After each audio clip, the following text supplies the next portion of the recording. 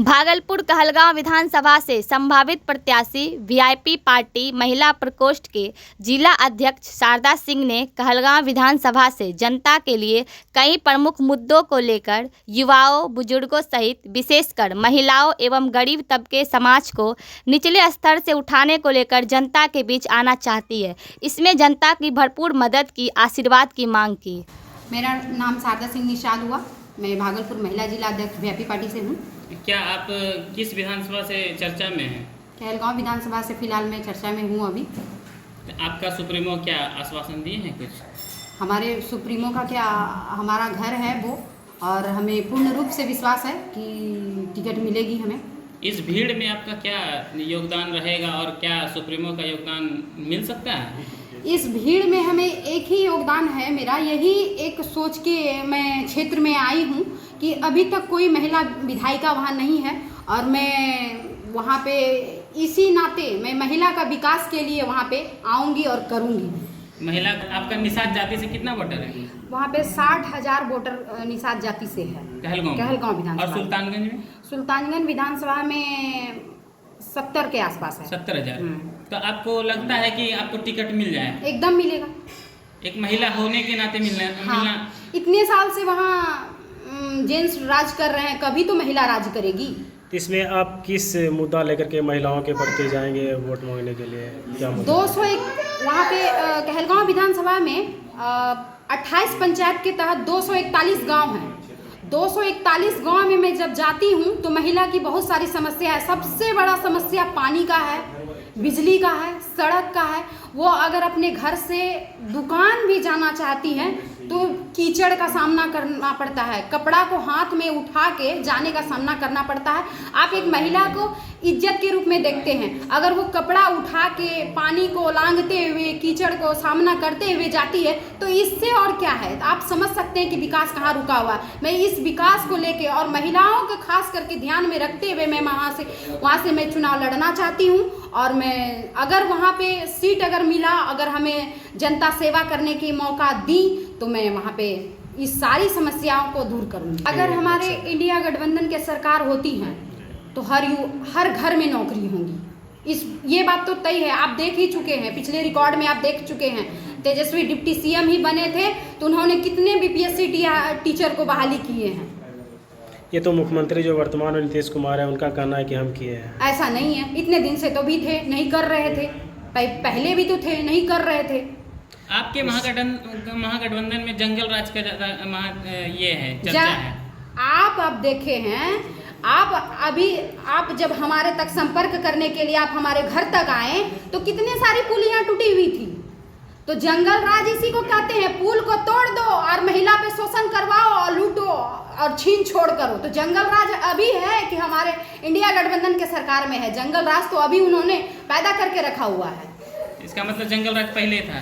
जंगल राज अभी वर्तमान में चल रहा है और हमारे इंडिया गठबंधन के सरकार आएंगे तो इस जंगल राज को समाप्त करेंगे और जितना जहां भी विकास रुका हुआ है एकदम विकास सुचारू रूप से चलेगा। जैसे कि आपका मुद्दा था आपके महागठबंधन में कि 200 यूनिट बिजली फ्री, तो 125 यूनिट बिजली फ्री कर दिए नीतीश कुमार। अब इसमें क्या मुद्दा रहा आप लोग का? आप देखें ना, उनका एक वीडियो चला है कि सब कुछ फ्री दो लेकिन बिजली फ्री मत दो।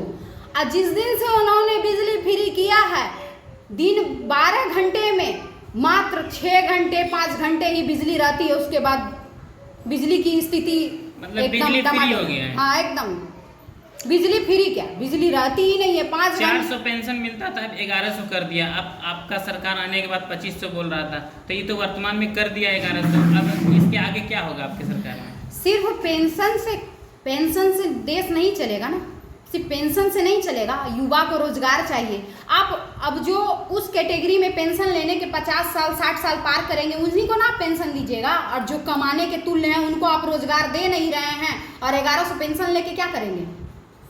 1100 पेंशन लेके हम क्या करेंगे जब हमारे युवा, हमारे घर में रोजी रोटी है ही नहीं, तो बूढ़े हो जाएंगे। उस 1100 में किसी का घर चल जाएगा? तो इसका मतलब नीतीश कुमार महिलाओं के लिए कुछ नहीं किया? नहीं किए हैं, सिर्फ नाम के किए हैं कि हम महिला को सशक्तिकरण के लिए हम उनका मतलब क्या है, उनको रोजगार दे रहे हैं, लेकिन हमको तो दिख नहीं रहा है। अभी तो मैं इतने गाँवों में जाती हूँ, सारे महिला को रोजगार चाहिए, अभी भी वो मजदूर के रूप में वो मकान वकान जहाँ पे बनती हैं वहाँ लोग ईंटा पत्थर ढोने का काम करती हैं, कोई रोजगार नहीं है।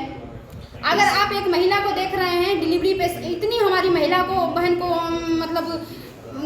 मतलब परेशानियों का सामना पड़ रहा है कि वो डिलीवरी पेशेंट भी हैं तो उनको घर चलाने के लिए, क्योंकि उनके घर में कोई रोजी रोजगार नहीं है, तो वो डिलीवरी पेशेंट होते हुए भी ईंटा पत्थर ढोने का काम कर रही हैं और अपने घर को चला रही हैं। इस चीज़ को रोकना चाहते हैं। अगर मंत्री विधायक के बेटे को अगर थोड़ा सा बहू को अगर 2 महीना का प्रेगनेंसी ठहर जाता है तो उनको ओवर फैसिलिटी चल जाता है। हमारी माता बहनें नहीं हैं क्या?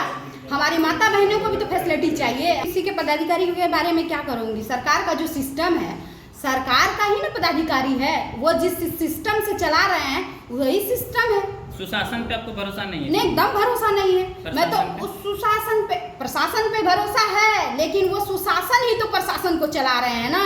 जिस दिन वो सुशासन हट जाएंगे, हमारे इंडिया गठबंधन के सरकार आएंगे, फिर हमें प्रशासन पे भी भरोसा होगी। अभी तो अपराधी पे एनकाउंटर हो रहा है सरकार के, तो आप देख रहे हैं तो कहीं कभी भी प्रशासन कुछ कर नहीं रही है, क्योंकि सुशासन का सरकार है। यहाँ वो अपराधी कांड करके गया, वहाँ सुशासन का फोन आया, तो प्रशासन क्या कर। मैं अपने कहलगांव विधानसभा वासियों से हाथ जोड़ के विनम्र रूप से कहना चाहती हूँ कि आपकी बेटी है, आपकी बहू है, आपके घर के है, और हद तक एक मैं महिला हूँ। मैं हर घर की समस्या को समझूंगी, क्योंकि हर घर एक महिला ही चलाती है, इसीलिए मैं हर घर को अपना घर मानती हूँ।